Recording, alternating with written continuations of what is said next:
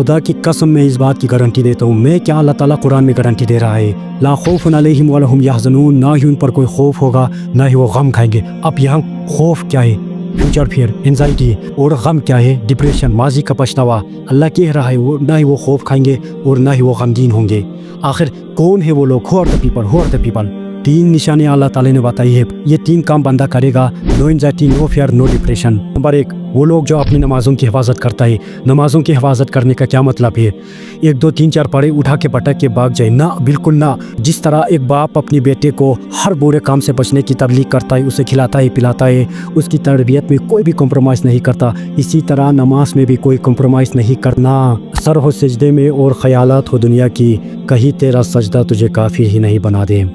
خدا کی قسم، آج سے 20 سال پہلے کے مسلمان نہ ہی وہ کوئی خوف کھاتا تھا نہ ہی وہ غمگین ہوتے تھے۔ یار ایک سچا مومن کے لیے کیسا ڈپریشن۔ نمبر 2، جو لوگ زنا کے قریب ہی نہیں جاتے۔ اللہ قرآن میں فرما رہے ولا تقربوا الزنا، زنا کے قریب ہی نہ بٹکنا۔ اللہ یہ بھی کہہ سکتا تھا لا تزنوا زنا، زنا نہ کرو۔ اللہ یہ کہہ رہا ہے ولا تقربوا الزنا، زنا کے قریب ہی نہ بٹکو۔ کتنا کریکٹیکل معاملہ ہے۔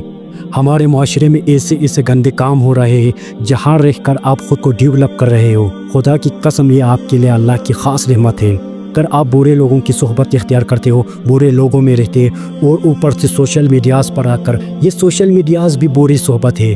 آپ دن بھر اسکرولنگ کرتے رہیں گے، خدا کی قسم آپ زنا سے نہیں بچیں گے۔ پھر سوشل میڈیا آپ کے اندر ایسے خواہشات پیدا کی جا رہی ہے جس سے آپ گناہ کی طرف بڑھنے لگ جاتے ہیں۔